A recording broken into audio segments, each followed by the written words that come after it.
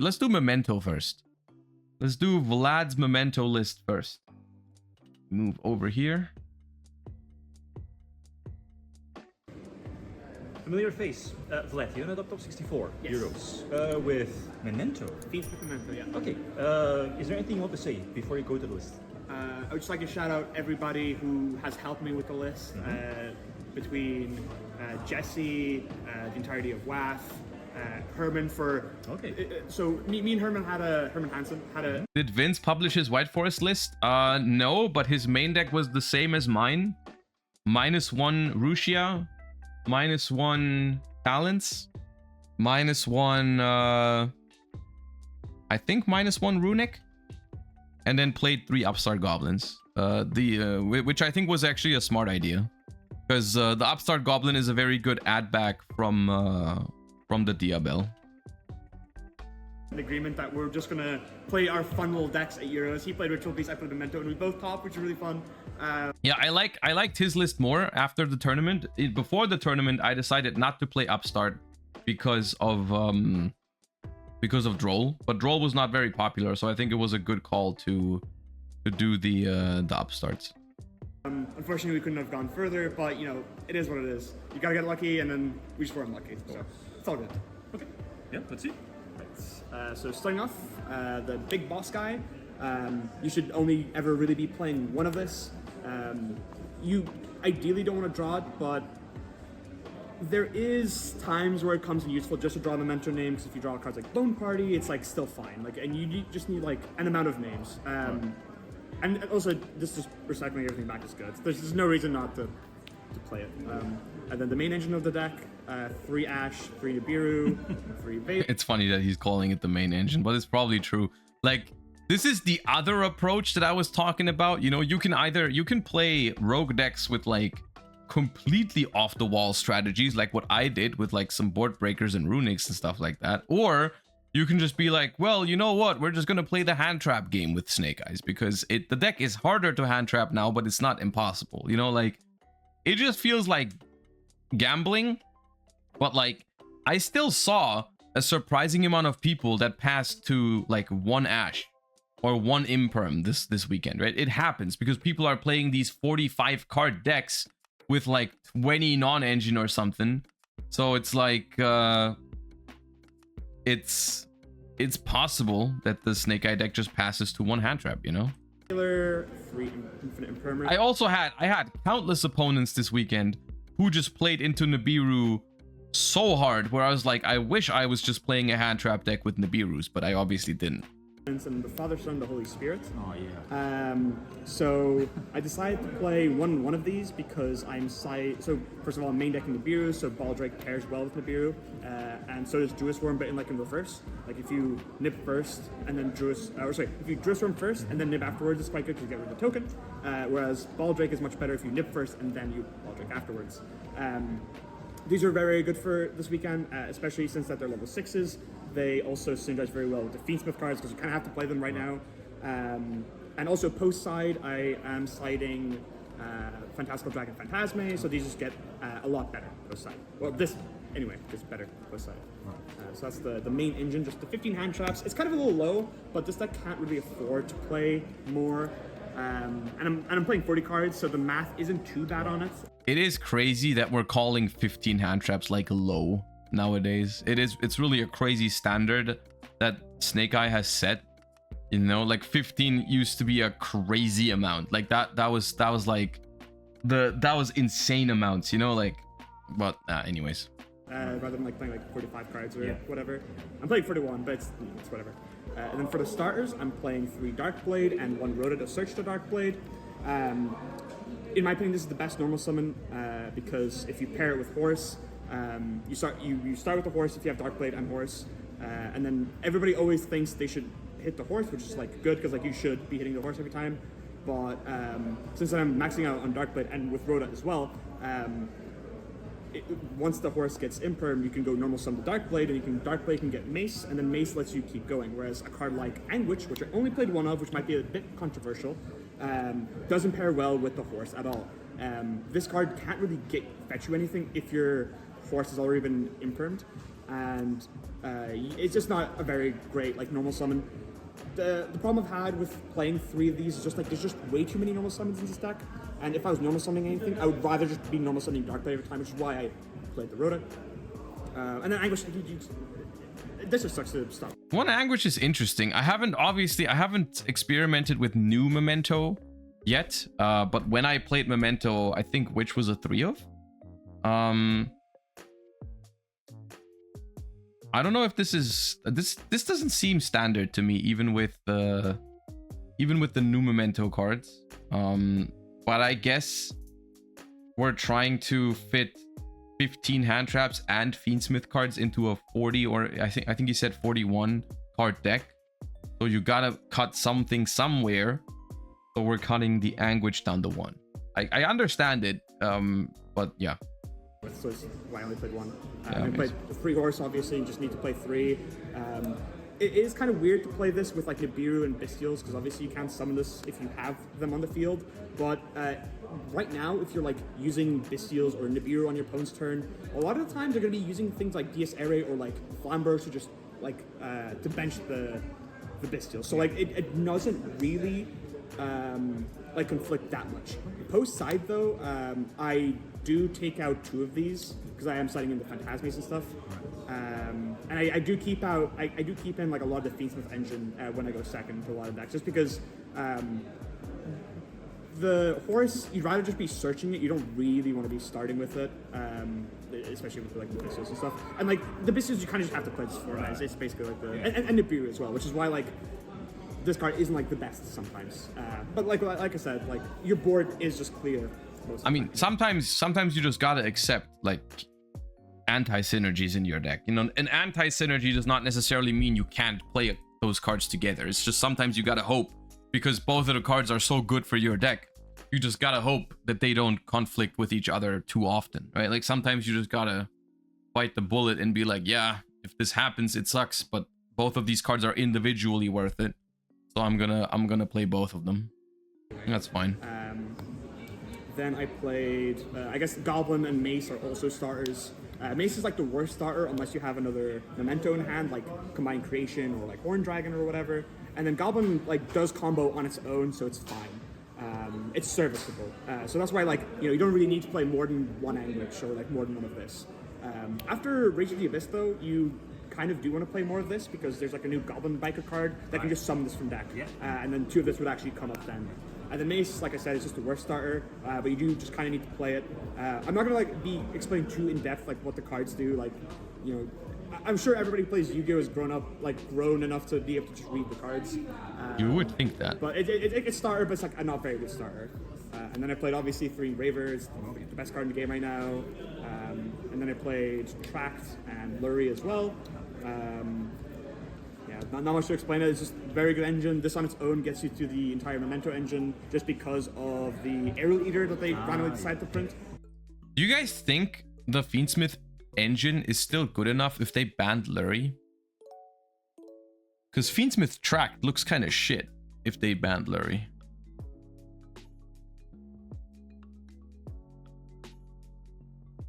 Like, because I was thinking like, what can they do about Fiendsmith on the first ban list without murdering it? Because obviously that cannot be the goal.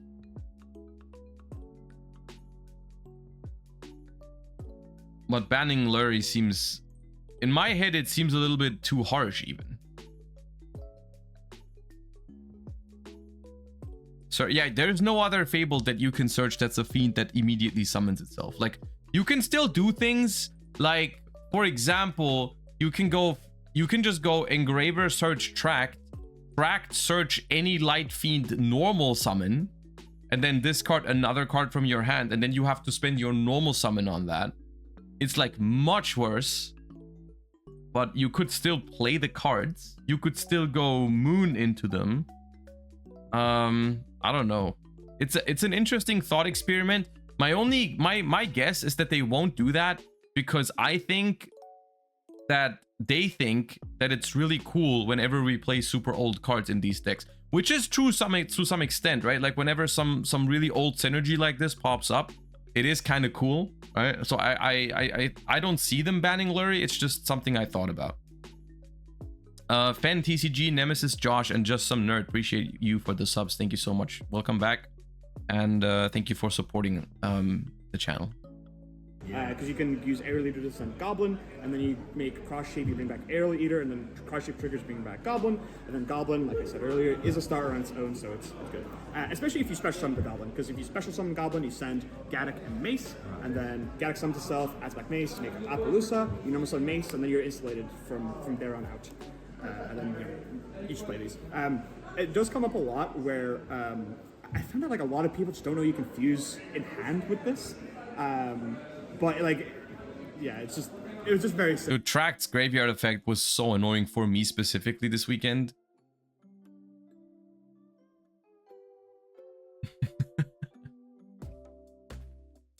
Like I lost games, or I don't know if I lost those games, but the games got a lot closer because like my main way of interrupting Snake Eyes and Fiendsmith stuff was just by booking all their stuff. Right, and so sometimes if they had an extra engraver in hand, they could just like fuse with their face down like Fabled Lurry or something, and the engraver into a Lacrima and just continue. That was very annoying sometimes. Just people just didn't know you could do that. And then for like extenders, I played 3 Bone Party. This is, in my opinion, like the better of the 2 extenders. Like I'm only playing 2 copies of the fusion, so I am not playing that many Memento names, seeing as I cut down on Anguishes. And it's more likely that I'm going to have 1 Memento than like multiple, right? And this card only really works if like Horse is already resolved. So that's why I didn't really want to have 3 of this, because you can just brick on it. And in a format where you need to fit in so many hand traps, it's just like you don't have really a space for 3. There is. I do have one signature copy of Talents that I play in every single deck I play. If you want to be a coward, you can just play the 3rd fusion instead. It's perfectly fine. But I just play 1 Talents just because it gives... When deck building, right, you don't want to see multiples of cards, right? And the less multiples of everything you have in your deck, or like redundancy, I guess, the better. And yeah, you can play 3 Talents, you can make an argument for it, but... oh, my earring fell out. Oh well. It's just fine to run 1. Like, you can never brick on 2, and it's just funny. But yeah, you can just cut it if you want. I just play it because it's like my signature, I guess. I just always play 1. And then for the like bricks, I guess, like Horn Dragon isn't fantastic to draw, but if you are already playing, it's like a fine card to have. And once again, it's a Memento name for like Bone Party for stuff. Right. And then all my combos end with this in the graveyard, just so you can get like a lot of just destruction. And then I played 1 Gaddock. This is the worst card to open, just because a lot of your plays are just so much worse when you draw this. It's a lot better now with Infinite Forbidden, but drawing this is just, does not feel good. Like if you draw this with Horus, it just like, it just feels bad. But it's not that bad, but you just don't want to draw this card. It's the bottom line.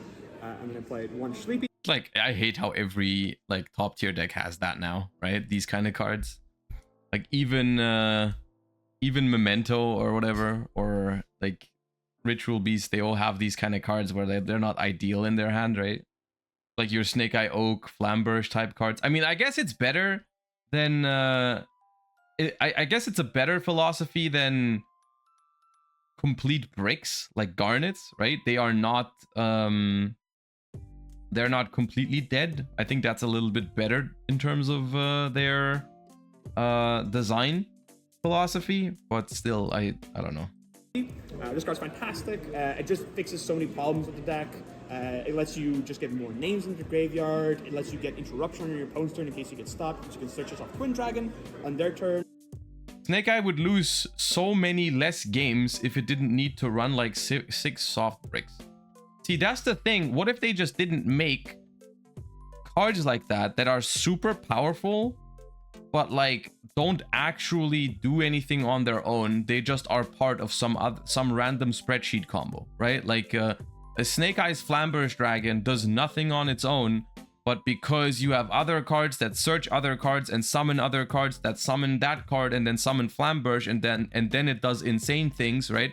If we just stayed away from that design space, then no, Snake Eyes would not lose less games because they wouldn't have access to insane cards like that, but like only because other cards summon them out for free. You know what I mean? Like a Snake Eyes Flamberge Dragon is just not a great design. And so if Snake Eyes did not have a Flamberge Dragon, it would not be a better deck. It'd be a worse deck, and that would be good for the game. And then like you can just fusion summon into the Creation King, and then you're able to just like stop yourself from dying, and it's just a very good extender. But once again, you have to be playing for it to be good. But it's also like it's kind of a normal. It's kind of a starter too if you have like multiple Memento names in hand already. But like you don't really want to play more than one. And then playing one Memento with Mictlan, you just search this off the Creation King. This doesn't suck that bad that much to open, because like you can just use Creation King to send something else instead of another copy of itself. And there are times where it just helps just to be able to get like... I mean, so this deck looks like what I would have expected from it. I think the only thing that I wasn't expecting was the one copy of Anguish. Everything else is the ratios that I would have intuitively picked as well, without much testing of the new Memento. But I agree with all those ratios with my limited knowledge of Memento. There's no traps. No. There's no traps. Definitely not. So I think this is solid, you know. A free reborn, but once again, it doesn't do anything unless you're already playing. Right. So that's the list. It's 41 cards. And then into the extra deck, I'm playing 2 copies of the Creation King and 1 copy of Twin Dragon. The extra space in Cranium Burst believers punching the wall right now. Dude, this is the Cranium Burst discussion I will never forget. Like that's insane. The fact that you ever put Cranium Burst in this deck. This deck is very, very limited just because you have to fit in every single like fiendsmith card. So you just can't really afford to play a third of this or a second of Twin Dragon. And then, you know, the other fusions I played Lacrima because I'm playing fiendsmith cards, and I'm playing Air Leader because I'm playing fiendsmith cards. And then I played Necrocrypt Princess and Beatrice. I'm going to put these together because they're just kind of part of the same package. So part of the reason why I played, I maxed out on Darkblade, and why I keep saying that it's perfect to start with it, is that a lot of people just think you just hit this deck when you use the effect of the horse, right? Mm-hmm. So your board would be Darkblade Engrave, Anguish on field, Horse on field, right? So they imprint the horse, and then you can still combo from there by going closed Heaven into the Requiem. Then you go Requiem to summon Engraver from deck. You go Requiem to equip to the Engraver. You make the Necrocrypt, and then you use the Engraver's Graveyard effect, put back the Requiem or whatever, and then you make Beatrice. And then Beatrice sends... There's no space in that extra deck. That's the thing in general with the Fiendsmith cards. I've said, like, when we were watching NAWCQ, like the Fiendsmith engine feels like a very, very complete and almost perfect engine, in the sense that it makes decks more consistent because you can access your plays with them via Beatrice or whatever line. It makes decks better into hand traps because you can push through them with extenders, because the Fiendsmith can be starter or extender. You can turn any 2 bodies into the Fiendsmith package, so you can play better into hand traps even if you don't draw your Fiendsmith cards, right? And because of Desiree, you also have better end boards, like in general. Like you can make more powerful end boards. Plus, it even has a time win condition, right? So literally, it's one of the most like perfect engines that has ever existed. Like it does so much for decks, right? Like you can think of other engines and they're like, you know, they do this for a deck, but then they don't do that. The Fiendsmith engine feels like it does everything, right? The one thing, if there even is something that you can that's negative about this engine, is that how tight it makes your extra deck, right? That is the one thing that is holding this engine back from, I mean, it still is the best engine in the game right now, but the one thing that you can even say is not great about it is the fact that you have so little space in the extra deck if you play those cards. And that is also the reason why, for example, I decided to not play hand traps in my rogue deck. I decided to play board like evenlies and stuff like that, because I feel like if there is one thing you can beat Snake Eyes in now, it's the grind game because of their extra deck, right? Like because if you play hand traps, at least that was my idea, is if I play hand traps and I stop them from playing, they keep their entire extra deck intact, right? So they technically don't lose any grind game. So if they hand trap me back on the next turn and I can't finish the game, they still have all their plays available on the next turn. However, if you let them play and let them empty their extra deck, you know, and empty some of their one-of resources, like if the one-of Flamberge is in the graveyard for you to banish it, and so on and so forth, that's maybe one way you can outlast this new Snake Eye deck, right? Because that is the one, and it's the only, in my opinion, the only negative about the Fiendsmith cards is that they are so like excessive in terms of their extra deck space usage. Right? That's the only negative you can even find about this engine, and also I think that was the thing that I wanted to tackle with my deck, right? The games I won against Snake Eyes were usually because I let them play to a certain extent and I banish super important one-ohs with like Cheng Ying, Chaos Angel, that sort of stuff, right? I would get rid of very crucial things one by one and outgrind them that way, right? That was the philosophy going into this weekend, because that was the only weakness I could find in the Snake Eye Fiendsmith deck, right? Or with the Fiendsmith deck in general, the Fiendsmith engine. It's Memento fusion from deck to grave, and then you banish the fusion, pop the Beatrice, you add another copy of fusion, and they can go active fusion, shove the 3 back, and you've already played through one hand trap without having to really do anything. And that caught a lot of people off guard. And I think not a lot of people know that you should just be hitting Darkblade if they summon it. But if they start with Anguish, you should just be hitting the horse. Right. But a lot of people just got in their head that, oh, I need to hit the horse, don't hit anything else. Any chance we can watch some NAWCQ topping profiles after? Actually, yeah, because I was on vacation. We didn't look at that at all. We can take a look at the spreadsheet and see if there's anything super interesting. Yeah. So it worked out a lot, and I'm very happy I played this. It came up a lot. Okay. And then, the rest of the Fiendsmith cards, the 07, everyone knows what these things. And then, like I said before, with Aerial Eater for the combo, you need to play Cross Sheep for that. In all honesty, I actually didn't do this combo that much because you would just get hand trapped. But it does come up where you do the if you are uninterrupted, instead of making Appaloosa with this, you make Herald the Orange Mirage Lights with this and like Horse or Sheep. And in every one of my end boards, this is a vital piece, just because with the Fiendsmith cards, they're all like Fiends, right? So you can link both them off, like you can link off Sequence and the Engraver into Mirage. See, here's another thing. This deck, it's just, isn't this just another quote-unquote verse Snake Eye? It's crazy what Snake Eye does to our perception of decks, right? But like, aren't we just trying to do, in a very, simplified way of looking at things, we're just trying to play 15 hand traps and we're just trying to do some one-card comboing, right? But so Yubel is worse Snake Eyes and Memento is worse Yubel.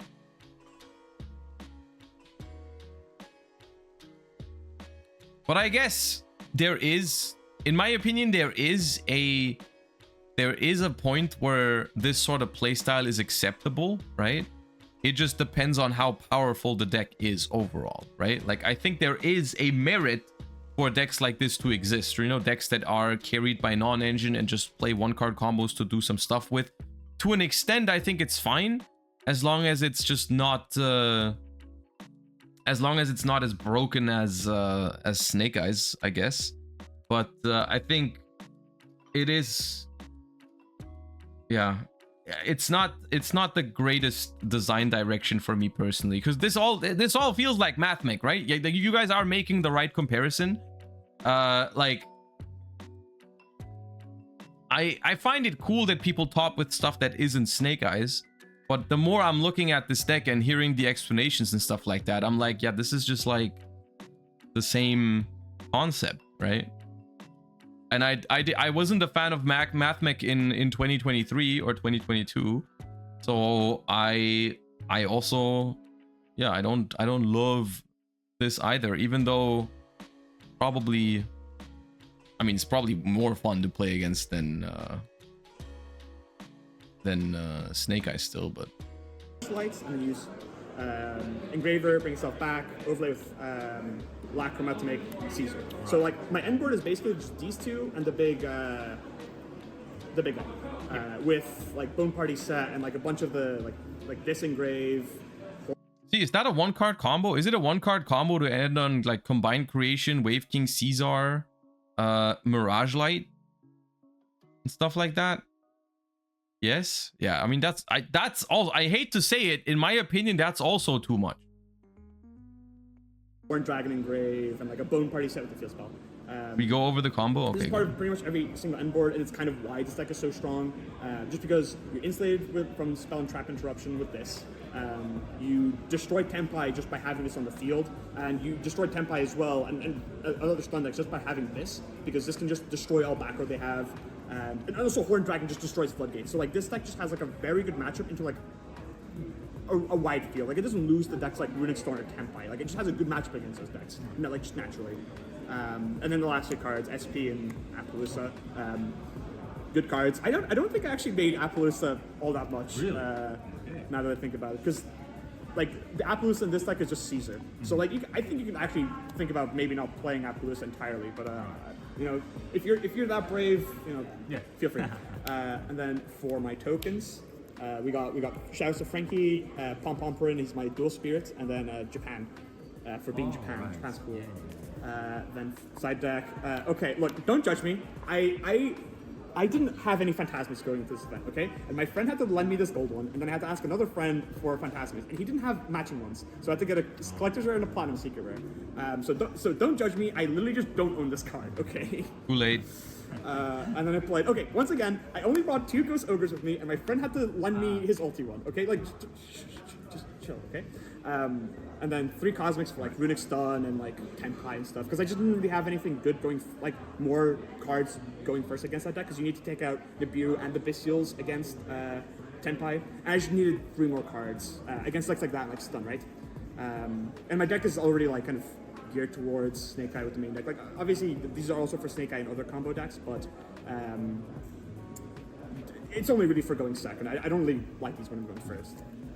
So yeah, Cosmic, and then I played Called By and Double Cross Out. This is like, okay, so Shifter, I can't play when I get Shifted, okay? And like, sometimes you just get lucky and you draw this for Shifter. I didn't get Shifter a single time, so no one got shifted so much. Like at least 6 or 7 times in 12 rounds. It was annoying. This card, once again, solid going first cards. I don't think I'd really ever put this in going second against anything. Okay. I've thought about setting this in going second against Snake Eye just because you can get rid of like Promethean Princess, but what decks were shiftering? I just played against I played 3 Tenpais and 1 Flu, and I got shifted a ton. Yeah, that like I got shifted. Like 1 Tenpai player in game 2, which I lost, shifted me 2 times in the same game because they like Magnemooted their own shifter and then shifted me again. That was pretty cool. And then 3 trap cards, 1 anti-spell, 1 Tikaboo, and Fractal Dance. If you've noticed, I'm not playing the other trap card entirely, the Cranium Burst. I think that card is bad. That card is do bad. That card doesn't do anything unless you've resolved your full combo, and your full combo is already like it's like 8 interruptions or something. You don't need 5 more, okay? And like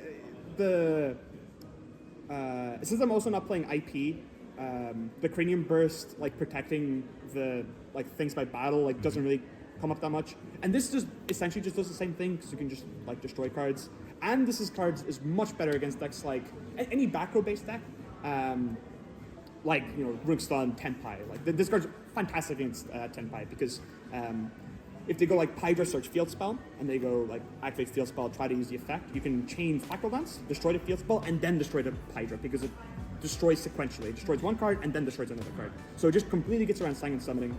And its graveyard effect like sometimes comes up. It didn't come up this event, but sometimes like if you're in a weird situation where you have Combined Creation and literally nothing else, and you manage to get this into the graveyard, you can just ram. I mean, I always thought this was the better trap between the two, so I Combined Creation to something, use Fracture Dance to make all their monsters lose 1,000 attack, and then it's like you're playing Dino, I guess. That literally never happens, by the way. Like it's just like, yeah. If you're ever doing that, like PM me, like because you're just lying. But yeah, that was my deck. Maybe like if you one card combo, Yeah. or the more generic board you're working towards to? So with just Darkblade, you go Darkblade into the. This is what I mean. What we're about to see, by the way, is the reason why what I said earlier, like the 50% representation of Snake Eyes might not look, I mean, it's still very oppressive, but it might not look as oppressive as what people think. And I think that's because even rogue decks these days are capable of these kinds of things, right? Like the things that non-meta decks do at the moment is still pretty crazy, right? So the competition, I feel like, for the quote-unquote best deck in the format is also a lot tougher, I think. You know, like Snake Eyes is just the best deck out of all these options, which does not make all these other options terrible decks, because look at what you can do with one Darkblade now if you incorporate like fiendsmith cards into it, right? So this is what I meant like a week ago or something when we talked about fiendsmith cards, or 2 weeks, and I said like, yeah, technically these go into every deck. They make every deck a lot stronger, and probably too strong, right, into a lot of decks. And this leaves room. You can still play these decks, right, because they still do problematic things like this, right? It's just Snake Eyes is the one that benefits from it the most, but it's not the only one. Anguish, and then you can go Anguish effect to get the horse. Let's flip around. You use the effect of the horse, destroying itself, and you dump sheep, mace, and goblin. Then you use the effect of witch to bring back mace, destroying itself. Use the effect of mace. Oh, so if you're, this combo changes depending on what your hand is. It's not like it can be linear, but it can also like, it can change up depending on what you're thinking about. If you want to play around bestials, it's like not a very good thing to do, but this is the standard combo. Right. So then you bring back mace, you use the effect of mace, you get fusion. You use the effect of, you activate fusion, you put back Darkblade, mace, and the horse into the deck. You summon the Creation King. They use the effect of Creation King, sending 3 memento cards from deck or extra to the graveyard, which one will be a Creation King in the extra deck, a copy of Gaddock from deck, and then a copy of like, I don't know, like Combined Creation, I guess. Then you trigger the effect of the Gaddock in the graveyard to summon itself. Gaddock effect activates, getting back the sheep.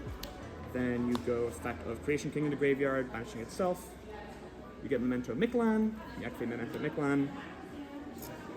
Then you have sheep in hand. You use the effect of sheep in hand, effect of fuse away these two, make the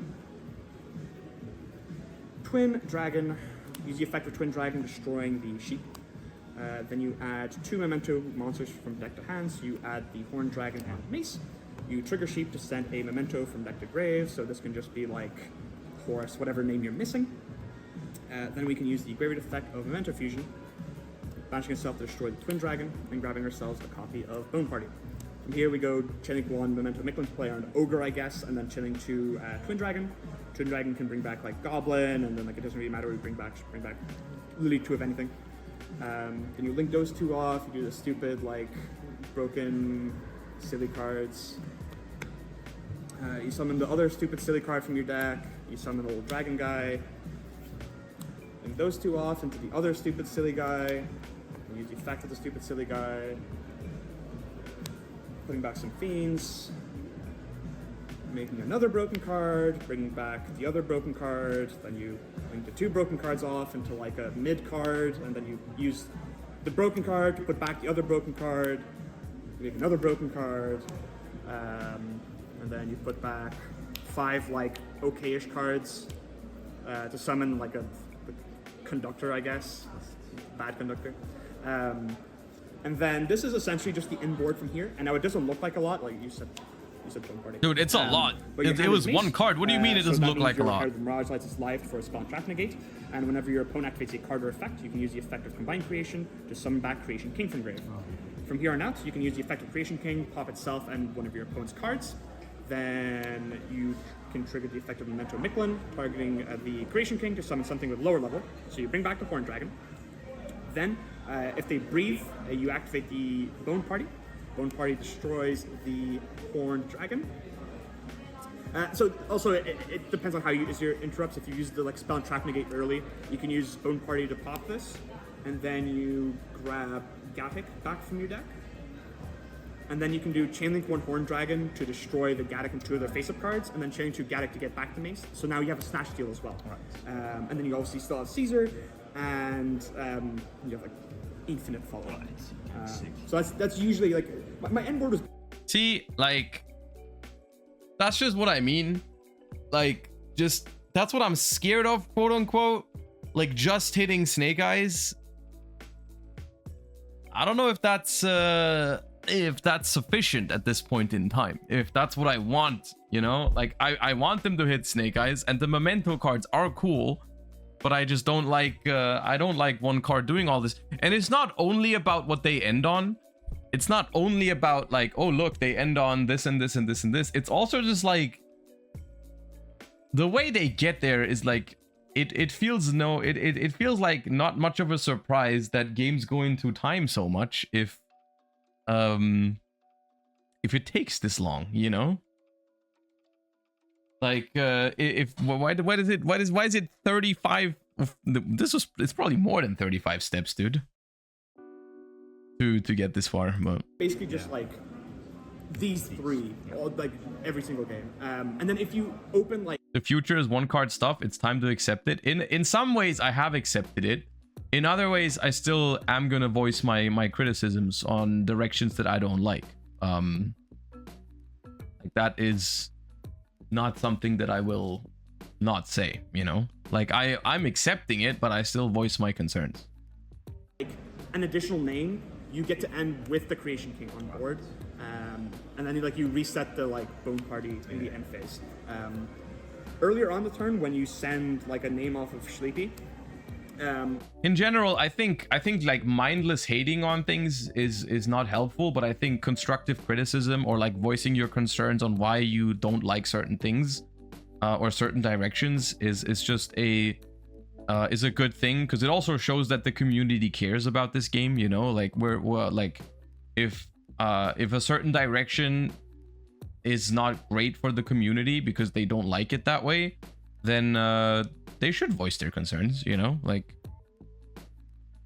post side, you just send like the trap card and you just reset that, and it's the exact same thing. So as you notice, we have an Anguish here. So the send off Sleepy doesn't actually matter that much, whereas post side, it just means that you can just end on both of these. So that's even more interruption. So yeah, that's basically what That's it. Any last words? Shout outs to Messi.